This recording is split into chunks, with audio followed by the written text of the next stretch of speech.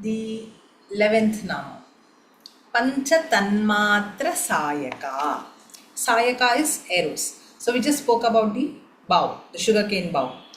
So Saayakaa, the arrows. What are the arrows? So what are you going to string in the bow? So all of that Devi Lalita has in her hands, and they are flowery arrows. And it is said that she holds 5 flowers as arrows, and they are the representation of the 5 tanmatras, the subtle sensory essence. That is called the tanmatras. So we will first talk about what the arrows are, and then we will talk about the tanmatras. The 5 arrows that, the flowery arrows that the Devi holds in her hand they are Chuta, mango blossoms, right? Mango flowers. Navamallika, jasmine. Aravinda, lotus. Ashoka flowers. And Nilotpala, blue lotus. So these are the 5 flowery arrows in her hand. And they are a representation of the 5 tanmatras. So what are the subtle sensory essence that I am talking about? They are the Shabda, Sparsha, Rupa, Rasa, Gandha. The Shabda, the sense of sound. Rupa, the sense of form, that is the vision. Rasa, the sense of taste. Sparsha, the essence of touch. Gandha, the essence of smell. So if you see that the human body operates from the 5 subtle sensory essence, right? And they transform into the 5 senses in your body, right? The sense of touch, the sense of vision, the sense of hearing, the sense of smell, the sense of taste. And they are told to be arrows. Why?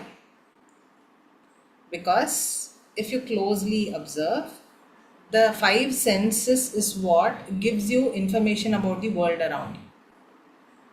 So the information is actually an input to your mind. And then taking this input, this information, your mind creates thoughts. So what is fueling up the thoughts? The sensory input, right? And Devi Lalita holds the power of these sensory essences in her hand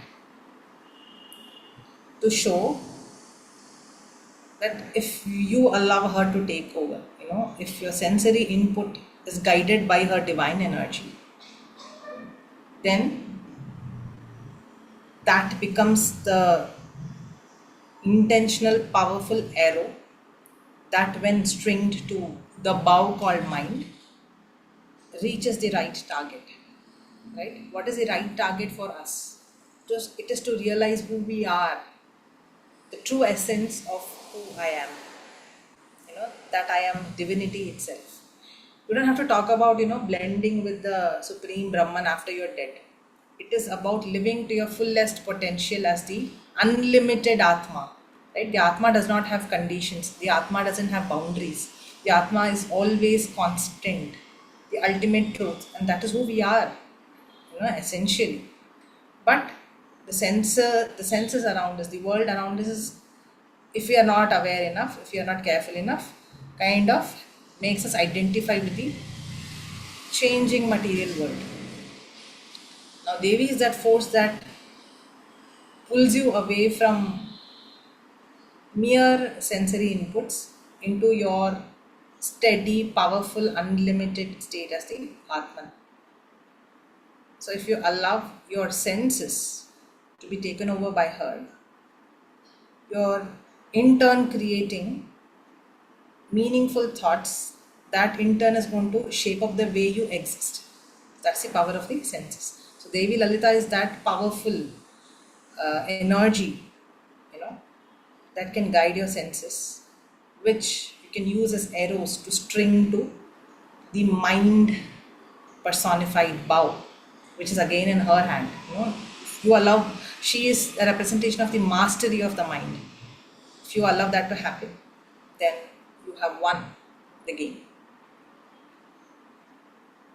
So She is Pancha tanmaatra Saayakaa. She is the one who has the five tanmatras as her flowery arrows.